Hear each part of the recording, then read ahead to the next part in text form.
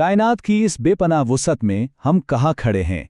क्या हम वाकई तन्हा हैं? तो चलें सर जेम्स जीन्स के नज़रियात की दुनिया में कदम रखते हैं और देखते हैं कि वो इस बारे में क्या कहते हैं।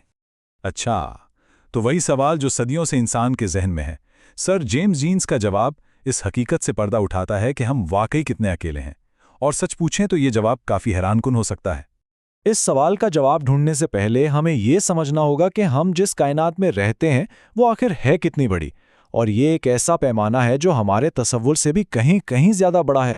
जरा सोचें, दुनिया के हर साहिल पर रेत का हर एक जर्रा और सितारे उससे भी कहीं ज्यादा हैं। हर सितारा अपने आप में एक सूरज है जो नाकाबिले तसव्वुर फासलों पर चमक रहा है। और ये फासले ये इतने ज्यादा हैं कि रोशनी, जो कायनात की सबसे तेज रफ्तार चीज है, उससे भी हमारी अपनी गैलेक्सी को पार करने में लाखों साल लग जाते हैं। और याद रहे, हमारी गैलेक्सी जैसी तो अरबों गैलेक्सियां और भी हैं। तो इसका मतलब क्या हुआ? इसका मतलब यह है कि खला इतना बड़ा और इतना खाली है कि ज़्यादातर सितारे बिल्कुल अकेले ही सफ़र करते हैं। उनका आपस में टकराना या करीब से गुजरना इतना ही नायाब है जैसे कि समुंदर में पानी के दो खास कतरे आपस में टकरा जाएं। और यही नायाबपन हमारी कहानी का आगाज़ है। तो फिर सवाल ये उठा है कि अगर सितारों का एक दूसरे के करीब आना इतना ही नायाब है, तो फिर हमारा निज़ाम शमसी कैसे बना, हमारे सैयारे कैसे वजूद में आए और हम खुद कैसे बने? जीन्स के मुताबिक ये सब एक बहुत बड़े कायनाती हादसे का नतीजा था। कहानी शुरू होती है कोई 2 अरब साल पहले। हमारा सूरज खला में बिल्कुल तन्हा सफ़र कर रहा था। फिर एक ऐसा वाक़या पेश आया जिसने सब कुछ बदल दिया। एक दूसरा आवारा सितारा इसके इतना करीब आ गया कि उसने हमारे सूरज की तकदीर ही बदल दी। तो ये हुआ कैसे? जब वो आवारा सितारा हमारे सूरज के पास से गुजरा तो उसकी कशिशें शकल ने सूरज की सतह पर एक ज़बरदस्त लहर पैदा की। और जब वो सितारा आगे बढ़ा तो वो उस लहर को अपने साथ खींचकर सूरज से अलग कर गया, जिससे वो टुकड़ों में बंटकर खला में बिखर गई। और हमारी ये ज़मीन और बाकी तमाम सैयारे ये दरअसल उसी आग के तूफान के छोटे छोटे दहकते हुए टुकड़े हैं। ये एक हादसाती पैदाइश थी जिसने हमारे निज़ाम शमसी को जन्म दिया। एक सैयारे का बनना ही अपने आप में एक नाकाबिले यकीन वाक़या था, लेकिन कहानी यहाँ ख़त्म नहीं होती। असल मुअम्मा तो अब शुरू होता है। सूरज के इस ठंडे होते टुकड़े पर ज़िंदगी का आगाज़ कैसे हुआ?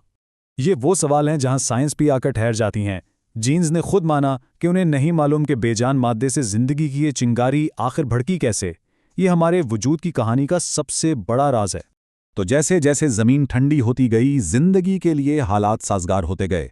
पहले बहुत ही सादा जानदार बने, और फिर लाखों करोड़ों साल के लंबे सफ़र के बाद आखिरकार इंसान का ज़ुहूर हुआ, जो इस सैयारे की तारीख में एक बहुत ही नया मेहमान है। तो ये सारी बातें, कायनात की वुसअत, हमारा हादसाती तौर पर बनना और ज़िंदगी का ये मुअम्मा, ये सब हमें एक ही नतीजे पर पहुंचाते हैं। हम शायद बहुत बहुत अकेले हैं। देखें, ज़िंदगी जैसी भी हम जानते हैं बहुत ही नाजुक चीज़ है। इसे फलने फूलने के लिए एक बहुत ही ख़ास दर्जा हरारत चाहिए। ना इतना गर्म कि सब कुछ भाप बन जाए, ना इतना ठंडा कि बर्फ़। ये जो टेम्परेचर बेल्ट है ना, ये कायनात में बहुत ही कामयाब है। यानी मसला जगह का नहीं है, खला तो भरा पड़ा है।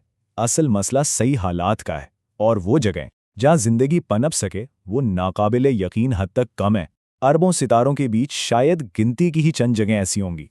और जब आप इन सब चीज़ों को एक साथ मिलाकर देखते हैं तो सर जेम्स जीन्स के अल्फाज समझ में आते हैं कि जब हम कायनात की वुसअत, उसके खालीपन और ज़िंदगी की इन सख्त शराइत पर गौर करते हैं तो हमारा वजूद कितना गैर मामूली और कितना तन्हा महसूस होता है।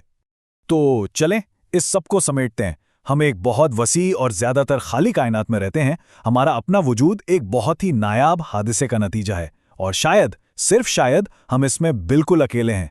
ये हकीकत हमें बेवक्त बहुत मामूली और इंतहाई कीमती बनाती है। तो आखिर में ये सवाल बचता है कि अगर हम वाकई इस कायनाती अंधेरे में रोशनी की एक तन्हा चिंगारी हैं, तो फिर इस वसी और अरीज कायनात में हमारा मकाम क्या है और हमारा मकसद क्या होना चाहिए?